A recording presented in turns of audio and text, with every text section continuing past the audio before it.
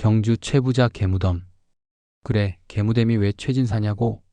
이게 말이지, 개를 묻어서 개무댐이라 그런 거야. 그래서 개무댐이 최진사라 불리는 거지. 이 집안이 운수가 참 좋았어. 그래서 내려오는 데마다 뭔가 일이 잘 풀렸지. 이 집에서는 소장농에게 술을 깎아줬어. 그러니까 만석만 받고 그 이상은 받지 않았지. 그러니 자긴들이 자꾸만 이 집 논을 짓기를 바라는 거야. 왜냐면 이 집 논을 지으면 소장료가 낮아지거든.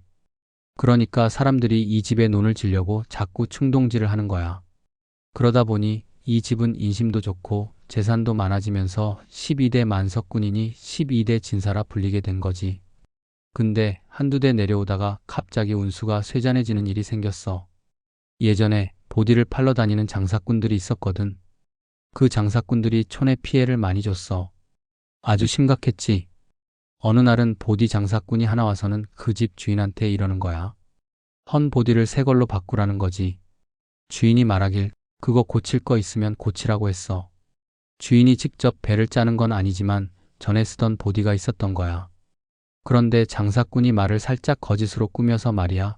이거 몇 장 받쳐라. 새 걸로 앞가리 교체해 달라고 했지. 그걸 장사꾼 말만 믿고 내줬단 말이야. 근데 그 장사꾼이 가져간 보디 값이 어마어마했어. 요즘 100원짜리를 줬다면 그걸 10,000원, 아니 10,000배로 달라고 하는 거야. 그래서 주인이 말했지. 아니, 그걸 그렇게 많이 달라고 해도 되냐? 적당히 받아야지. 이게 10,000배, 1,000배나 될 일이냐? 만약 그렇게 받을 거면 이 보디를 가져가서 다른 데 팔아라. 그랬더니 장사꾼이 또 뻔뻔하게 말하길 우리가 다른 데 팔러 온 거 아니고 고쳐주러 왔으니 돈을 내라고 하는 거야. 그래서 싸움이 벌어졌어. 장사꾼이 고약하게 나오니까 집 주인이 정진연을 시켜서 그 고약한 계집을 못 써 있게 밀어내버려라고 한 거야. 그렇게 고약한 장사꾼 때문에 한바탕 일이 벌어진 거였지. 그래, 정지부엌에서 싸움 끝에 그 정진연이랑 보디장사랑 밀고 닥치고 하다가 그만 보디장사가 정지 바닥에 자빠져 죽어버린 거야. 사람이 죽었으니 그 집안이 이제 큰일 날 판이지. 정지에서 사람이 죽었으니 그때는 살인이라 하면 온 집안이 다 잡혀가던 시절 아니겠어. 그런데 죽은 사람이 그냥 한두 시간 기절했다가 깨어나는 것도 아니고 완전히 죽어버린 거라 상황이 심각해진 거야. 그렇게 사람이 죽으니 보디장사의 서방놈이랑 그 일당들이 때로 몰려온 거야. 말하자면 그 집에서 한몫 덜어먹으려고 온 사람들이지. 연하문 명이나 몰려왔는데 죽은 여편네를 마당에 갖다 놓고는 살인자라고 떼를 쓰기 시작한 거지. 그러니 이 집안은 살인죄로 몰려서 큰일 날 상황이 된 거야. 그래도 그 집이 원청 주변에서 이름난 인심집이고 동네에서도 알아주는 집안이다 보니 사람들이 알아보고 나섰어. 사람이 죽은 건 과실이지 그 집에서 일부러 죽인 건 아니란 말이야. 하지만 그래도 관가에서 그 집 주인을 잡아다가 감금을 해버린 거지. 요새로 치면 유치장에 넣은 거랑 같은 상황인 거야. 그런데 문제는 보디장사 일당들이 죽은 사람 시신을 마당에 그냥 놔두고 장사를 안 하는 거야. 장사를 안 하고 신체를 마당에 놔둬서 썩을 대로 썩게 두겠다는 심산이었지. 그런데 희한하게도 닷새가 지나도 시신이 썩지도 않고 냄새도 나지 않았단 말이야. 그러니 사람들 말이 그 보디장사 죽은 몸이 기이하다고 수군거리기 시작했어. 결국 이 사건 소문이 팔도에 다 퍼져서 보디장사라고 불리는 사람들이 수백 명씩 몰려든 거야. 그 집이 만석군 아니냐? 사람 죽였으니 이제 그 집 살림 싹 조져 먹자. 이러면서 100명도 넘게 몰려들어 그 집 고방에서 직접 쌀 퍼내다가 밥 해먹고 소 잡아먹고 닭도 잡아먹고 그냥 막판으로 파먹는 난리가 난 거야. 주인 아주머니가 보니 살림이 다 떨어져가고 사람은 죽지는 않았지만 집안이 풍비박산 날 상황이었지. 그래서 아주머니가 이 일을 어떻게든 해결하려고 하다가 소문을 들었어. 포항 근처에 점을 기가 막히게 잘 본다는 점쟁이가 있다는 거야. 에라, 이쯤 됐으니 점이라도 봐야겠다. 그래서 점쟁이한테 갔지. 돈은 복채로 후하게 줬어. 점쟁이가 점을 보더니 이러는 거야. 이 일을 해결하려면 아주 특이한 방법을 써야 한다. 너희 집 도마름을 시켜야 된다. 그 도마름은 종중에서도 귀중한 어른이니 그 사람을 단정히 차려입혀라. 갓을 쓰고 두루마기를 입히고 어느 길목으로 가라. 그리고 거기서 똥이 마렵다면 갓을 벗지 말고 갓 쓴 채로 똥을 누거라. 똥을 누면 그 근처 사람이 반드시 무언가 말을 할 거다. 그 사람이 하는 말을 귀담아 들어라. 특히 발 3개 달린 개를 보라고 할 수도 있다. 그 개를 찾아야 이 일이 해결될 것이다. 그 말을 듣고 도마름을 시켜서 점쟁이 말대로 해보기로 했지. 그날 바로 도마름은 갓을 쓰고 두루마기를 입고 길목에 나갔어. 점쟁이가 하라는 대로 길 한복판에서 똥 마려운 사람처럼 앉아 있는 거야. 그런데 똥이 나오질 않아. 그래도 그냥 앉아만 있는 거지. 지나가는 사람들이 보기엔 똥 누는 것처럼 보였을 거야. 한참을 그렇게 앉아 있었는데 나이 한 4, 50쯤 되어 보이는 영감 하나가 지나가면서 이렇게 말했어. 그놈 참 미친 놈이네. 오늘 벨놈 다 보겠구먼. 아니, 어째서 갓을 쓰고 똥을 누는 놈이 있냐? 갓은 제사 지낼 때 쓰는 건데 말이야. 참 이상하구먼. 아, 저쪽에는 또 다리가 3개뿐인 개가 있더라고. 오늘은 별 희한한 것만 보네. 그 소리를 듣자마자 도마름이 궁둥이를 털고 일어나서는 얼른 뛰어가 영감을 붙잡았어. 아니, 선생님, 그 다리 3개짜리 개가 어디 있다고 하신 겁니까? 그런 개가 있을 리가 없는데요. 어디서 보셨다는 겁니까? 영감이 대답하길, 저 아무 동네에 큰 부잣집이 있거든. 거기 살방 쪽으로 지나가다 보니 다리 3개짜리 개가 마당으로 들어가더라고. 아, 참 이상한 개를 봤다 싶었지. 근데 너도 여기 앉아서 똥을 누고 있으니 오늘은 내가 참 기묘한 날이다 싶어 군담을 했다. 그 말을 듣고 도마름이 영감에게 말했어. 아이고, 됐습니다. 자, 이제 술이나 한잔 하십시다. 술 한 잔 대접하고 영감을 보내고는 바로 그 집으로 향했지. 과연 그 집 마당에 가보니 정말로 다리가 3개뿐인 개가 있는 거야. 개는 4다리가 있어야 하는데 이건 딱 3개뿐이라니 참 신기했지. 그래서 그 집 주인에게 말했어. 저 개를 팔아주십시오. 소원대로 원하는 만큼 돈을 드리겠습니다. 그러니 제발 저 개를 팔아주십시오. 그런데 주인이 그러는 거야. 아니, 이런 개는 구하기도 힘든 갠데 내가 팔 수 있겠소? 다리가 4개가 아니라 3개 되는 개가 어디 흔한 줄 아오? 나는 돈이 옹색한 사람이 아니라 이 개를 팔 마음이 전혀 없소. 그러니 도마름이 애걸복걸을 했지. 아이고, 이 집이 부자라 돈에 애착이 없다고 하셔도 이 개로 사람 하나 살릴 수 있단 말입니다. 제가 드난살이를 하는 집 상전이 죽게 생겼습니다. 제발 저 개를 팔아주십시오. 최진사 집이 인심 좋기로 소문난 집이라 결국 억지로 승낙을 했어. 돈은 얼마나 드릴까요? 라고 묻자 주인이 말했지. 돈 받을 생각이라면 처음부터 안 준다. 한 푼도 필요 없다. 그냥 개만 가져가라. 가서 상전만 살리면 됐지. 내가 개 한 마리 내주고 사람 하나 살렸으면 그걸로 충분하다. 그렇게 개를 공짜로 얻은 거야. 도마름은 개를 얻고는 집으로 달려갔어. 근데 이 개가 덩치도 크지 않고 강아지 축에도 못 끼는 작은 놈이었거든. 거기다 다리가 3개뿐이라 제대로 걷지도 못했어. 도마름은 마음이 급하다 보니 개를 품에 안고 뛰다가 어깨에 매기도 하고 이리저리 걸리적거리면서 집으로 겨우 도착했지. 집에 도착해서 그 3발 가진 개를 영장 옆에 착 내려놓으니 갑자기 개가 영장에게 달려들어서 목을 물어뜯기 시작한 거야. 개가 목을 물어뜯자 영장이 그만 막 뒹굴고 발광을 했어. 그런데 그 영장이 사실은 여우가 둔갑한 거였던 거야. 여우가 백여수로 둔갑해서 그 집에 와서 죽은 양인 척하며 큰 소동을 벌인 거였지. 개가 영장을 물어 죽이니 그 여우도 죽어버렸어. 그런데 개도 여우와 싸우다가 결국 지쳐서 죽고 말았어. 개도 죽고 여우도 죽어서 결국 상황이 끝났는데 이걸 관청에 보고를 하게 된 거야. 이런 여우 같은 놈들 다 죽여야 한다. 여우를 둔갑시켜서 원한을 맺고 사람을 해치려 드는 놈들을 그냥 놔둘 수 없다. 결국 만석군 살림을 빼앗으려 했던 음모가 드러나고 그 집 주인도 무사히 목숨을 건졌어. 그래서 개를 묻기 위해 좋은 자리를 잡았는데 경주 불국사 근처 남산이라는 산 아래 명당 자리를 찾아 묘를 쓰기로 했지. 아주 훌륭한 자리에 개를 성대하게 묻었어. 개를 묻은 후로 그 자리가 워낙 좋은 자리라 그런지 그 집안은 점점 더 잘 되기 시작했어. 논도 점점 사고 재산이 불어나서 큰 부자가 되었지. 그래서 결국 그 집안은 화를 무사히 넘기고 부유하게 잘 살게 된 거야. 주해. 최부잔의 개무덤 이야기는 인간관계와 삶의 지혜에 대한 깊은 교훈을 담고 있다.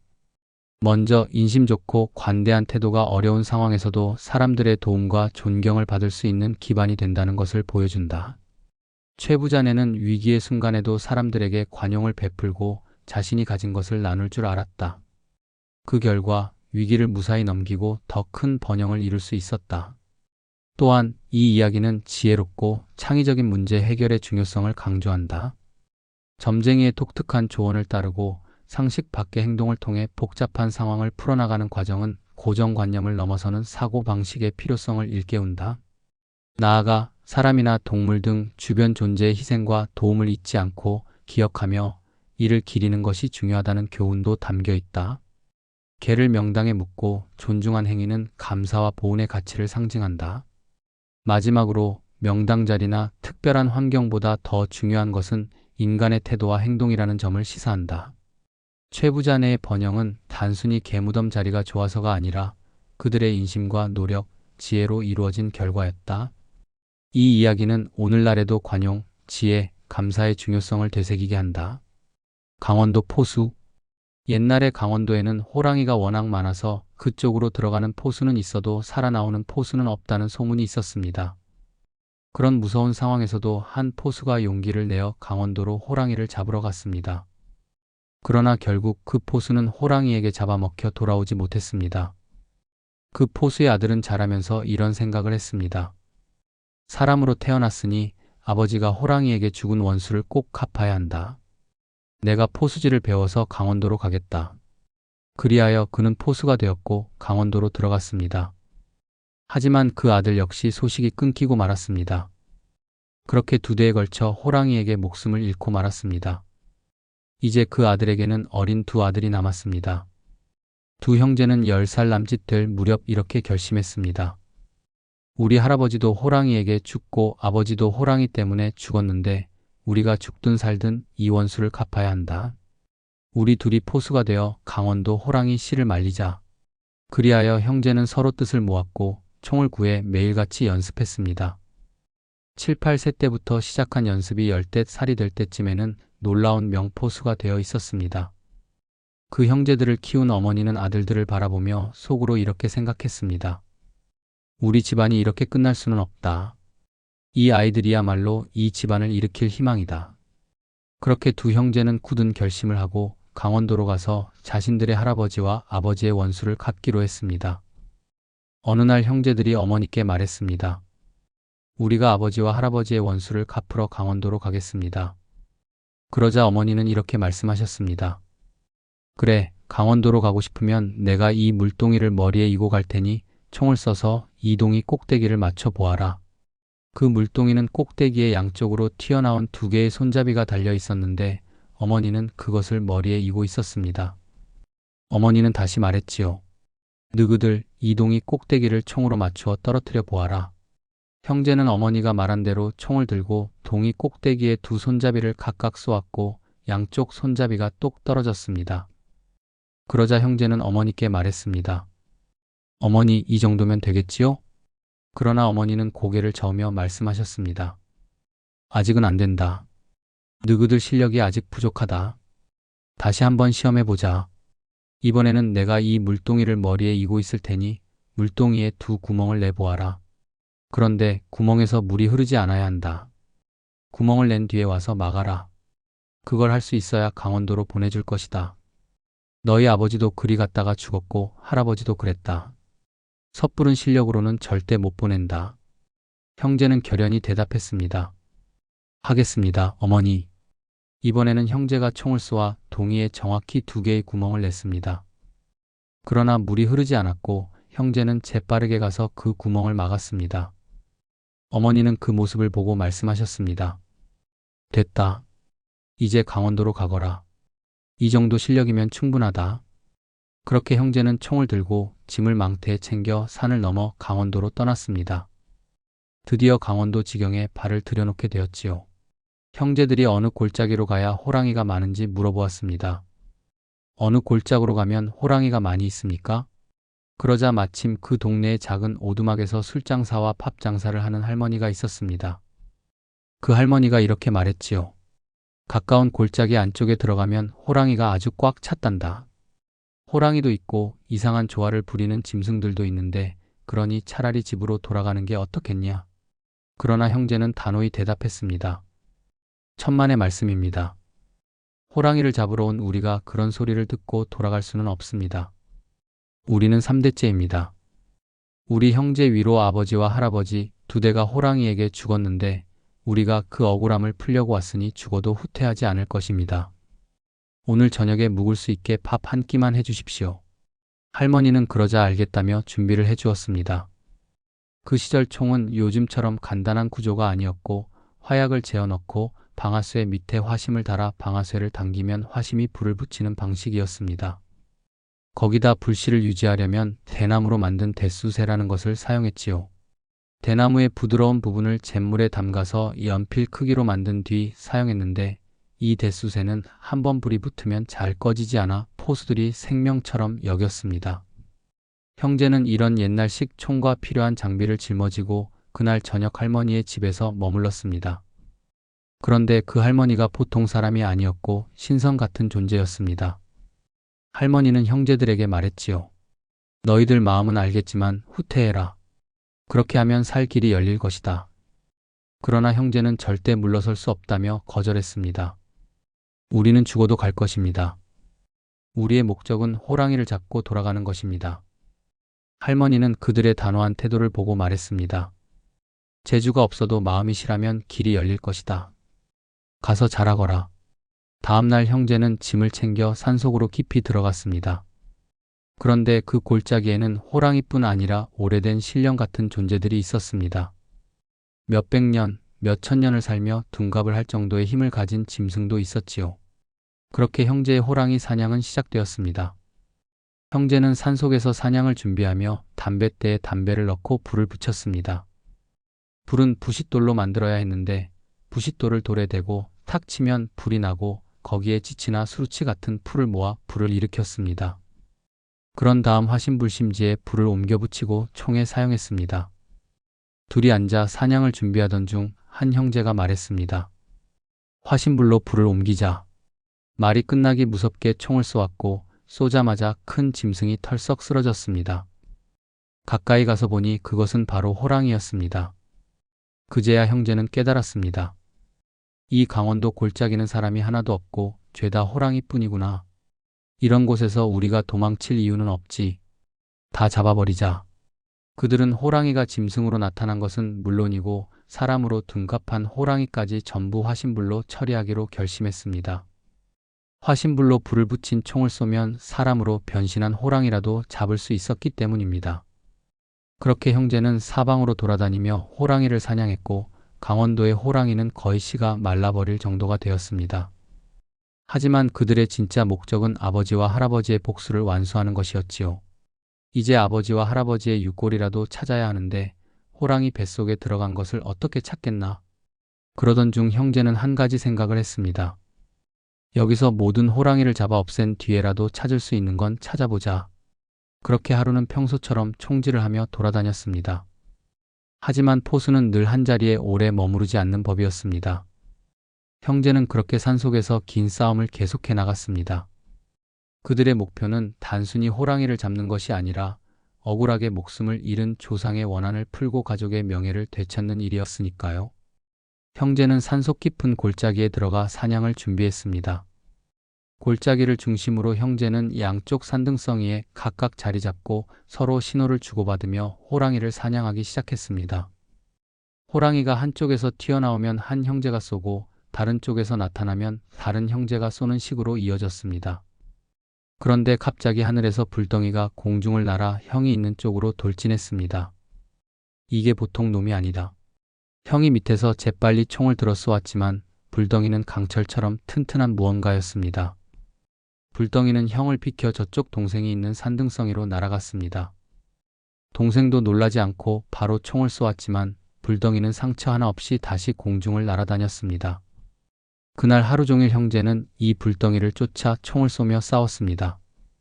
불덩이가 이리로 가면 형이, 저리로 가면 동생이 쏘는 식으로 계속 공격했지만 이놈은 강철처럼 단단해 도무지 쓰러질 기미가 없었습니다. 이놈이야말로 강철이라는 놈이구나. 강철은 옛날의 전설로 전해 내려오는 무시무시한 존재였습니다. 강철은 마치 독이 있는 짐승인 살무사나 진조처럼 모든 생명을 위협했습니다. 진조는 그 그림자만 닿아도 초목과 사람이 모두 말라 죽는다는 톡조였지요. 옛사람들이 잔치를 벌일 때 음식을 보호하기 위해 차일덮개를 친 것도 바로 이런 독이 있는 존재들 때문이라 했습니다. 강철도 비슷한 존재로 살짝 닿기만 해도 사람을 죽일 수 있는 위험한 괴물이었습니다. 형제는 포기하지 않았습니다. 강철이 아무리 공중을 날아다니며 조화를 부려도 계속 총을 쏘아댔습니다. 결국 강철도 날개가 상하고 지쳤는지 땅으로 떨어졌습니다. 그러자 형제는 양쪽에서 달려들어 강철을 마침내 잡았습니다. 강철을 잡고 보니 그 모습은 살무사와 비슷한 뱀처럼 생겼습니다. 전설에 등장하는 무시무시한 짐승이었지요. 형제는 강철을 잡은 뒤 둔갑하는 호랑이들도 모두 사냥했습니다. 그 후로는 강원도에 들어가는 포수들이 더 이상 죽는 일이 없었고 형제는 조상의 원수를 갚고도 남았습니다. 잡은 호랑이 가죽과 강철의 가죽을 팔아 큰돈을 번 형제는 부자가 되어 평생을 행복하게 살았습니다. 그렇게 강원도는 이제 더 이상 호랑이와 강철 같은 무서운 존재들로 인해 사람이 다치거나 죽는 일이 없는 평화로운 땅이 되었다고 합니다. 여기까지가 이야기입니다. 어찌 보면 엉터리 같지만 옛날에는 이렇게 전설 같은 이야기가 사람들에게 전해졌답니다. 주에 이 이야기는 용기와 끈기가 어려움을 극복하게 만든다는 교훈을 전해줍니다. 형제는 조상의 억울함을 풀기 위해 위험을 무릅쓰고 강원도로 들어갔고 둔갑하는 호랑이와 강철 같은 강력한 존재를 상대하며 끝까지 포기하지 않았습니다. 철저한 준비와 지혜로운 행동, 그리고 서로 협력하는 노력으로 결국 성공을 거두었습니다. 이 과정에서 두려움과 위험 앞에서도 물러서지 않는 용기를 보여주었고 철저한 훈련과 계획으로 자신의 한계를 뛰어넘었습니다. 또한 그들의 행동은 단순히 자신들의 원수를 갚는 것을 넘어 강원도를 더 안전한 곳으로 만들어 다른 사람들에게도 혜택을 주었습니다. 이 이야기는 큰 목표를 이루기 위해서는 끈기와 결심이 필요하며 어떤 일이든 시작하기 전에 준비와 지혜로운 선택이 중요하다는 것을 가르쳐 줍니다. 더 나아가 개인의 용기와 희생이 세상을 더 나은 곳으로 만들 수 있다는 메시지를 전합니다. 옛날에 장한영이라는 한 무식한 농사꾼이 있었어. 이 사람은 글도 전혀 모르고 서당 뒷문짝이 어디 붙었는지도 모를 정도로 글과는 거리가 멀었지. 그런데 그가 돈이 좀 있었는지 좋은 집안의 처녀와 혼례를 치르게 됐단 말이야. 첫날 밤 신랑은 신방에 들어갔고 신부는 방 안에 앉아 있었어. 아이고 돌아오는 반달 같은 얼굴이라더니 이게 바로 그 말이구먼. 신부는 아주 단아하고 고운 모습이었어. 그런데 신랑은 다짜고짜 신부의 손목을 덥석 잡았어. 신부가 깜짝 놀라며 손을 뺐지. 신부가 손을 보니 이 손이 웬걸 일만 해서 굳은 살로 악산 더덕 같고 거친 나무 껍질처럼 단단했단 말이야. 신부가 기가 막혀 물었어. 여보, 당신 글은 읽을 줄 아시오? 신랑은 당황하며 대답했지. 난 글을 한 번도 읽어본 적이 없다오. 그러자 신부가 단호하게 말했어. 그러면 오늘부터 나를 만나려면 공부를 하시오. 지금은 손을 대지 마시고 가서 글을 배우고 오세요. 내가 지금 글 한 구절을 지어줄 테니 그걸 외워서 대꾸를 지어오시오. 그걸 맞춰야 나를 만날 수 있을 거요. 그렇지 않으면 나도 당신을 기다리지 않을 것이고 다른 데로 시집 가거나 이 자리에서 죽은 듯이 앉아 있을 것이오. 신랑은 어쩔 수 없이 물었지. 그럼 무슨 글을 지어주겠소? 신부가 글 한 구절을 읊었어. 하렴하니 월색이 방중이 구슬발을 내리니 달빛이 방 안으로 스며들다는 뜻이지. 신랑은 이 말을 듣고 어리둥절했지만 신부는 덧붙여 말했어. 이제 이 구절을 외워서 대꾸를 지어오시오. 그러지 못하면 나를 다시 볼 생각도 하지 마시오. 신랑은 그날 밤 신부에게 압도당하고 말았어. 남자가 어찌 여자의 말에 이리 눌리겠나? 그렇게 생각하면서도 신부의 말과 모습에서 고상함을 느끼고 결국 신부에게 어울리는 남편이 되기 위해 노력하기로 결심했지. 그날 밤 신랑은 밤새 고민하다가 결국 공부를 결심하고 절로 올라갔어. 이제 그는 신부가 준 글귀를 외우고 대꾸를 지어올 결심을 다지며 새로운 삶을 향해 나아가게 되었지. 무식한 신랑은 신부에게 글을 모른다고 천대받은 게 너무 서러워 그날 밤으로 절에 올라가 공부를 시작했어. 밤잠도 자지 않고 무려 3년간 글을 배우며 열심히 노력했지. 그의 독심이 들어간 거야. 그렇게 열심히 공부하다 보니 총명한 그는 꽤나 글을 잘 배우게 됐고 어느 날 저녁 벤소에 앉아 있는데 두견새가 울더래. 그 소리를 들으며 문득 글귀가 떠올랐어. 두견지 두견지 하니 월명화일지. 뻐꾸기가 우는구나. 달빛 아래 꽃은 한 가지로구나. 그 글귀를 읊으며 그는 혼자 크게 기뻐했어. 됐다. 이걸로 내 대꾸를 지었다. 그날 저녁 그는 그 글귀를 방에서 반복하며 읽고 있었는데 그 소리를 중놈이 들은 거야. 아이, 선비님, 무슨 글을 혼자서 그렇게 읊고 있소? 그는 그동안 절에서 공부하며 자신이 신부에게 천대받고 글을 배우러 왔다는 이야기는 절대 하지 않았었어.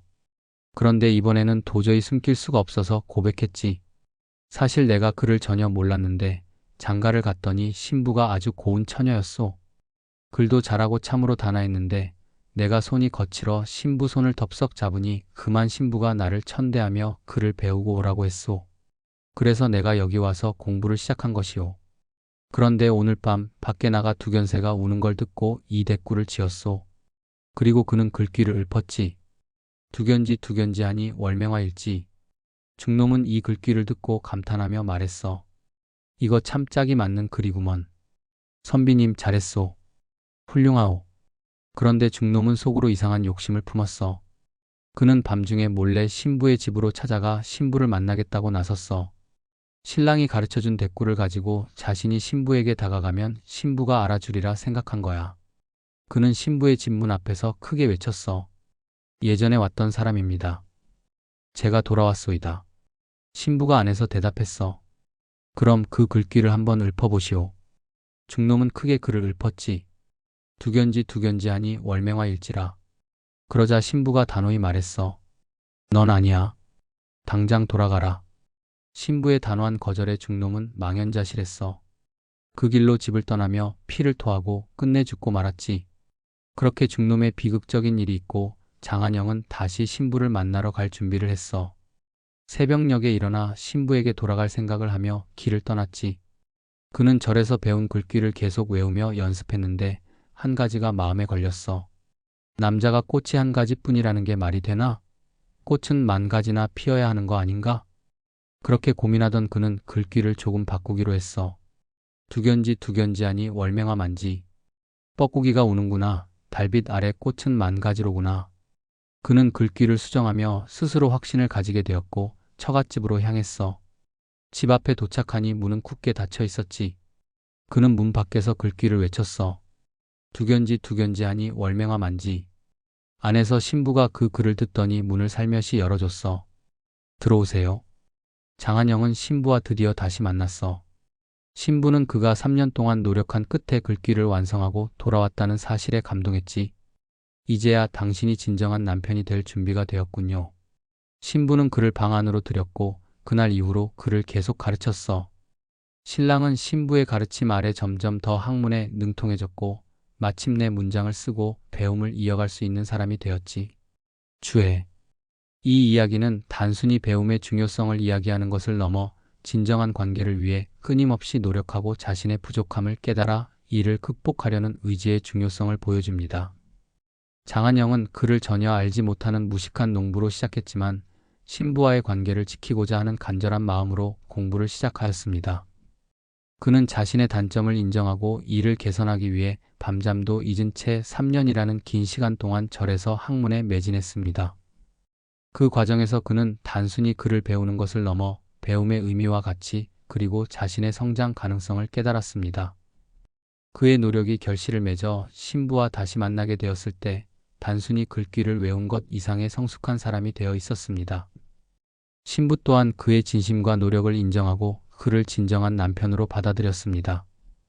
장한영의 이야기는 사람과 사람 사이의 진정한 관계는 노력과 상호 존중 그리고 끊임없는 자기 발전을 통해 이루어진다는 교훈을 줍니다. 그는 배우려는 열정과 꾸준한 노력으로 스스로를 변화시키며 신부와 진정한 부부로서의 삶을 시작하였습니다. 이 이야기는 우리가 스스로를 발전시키는 노력과 함께 인간관계를 소중히 여기는 태도의 중요성을 되새기게 합니다.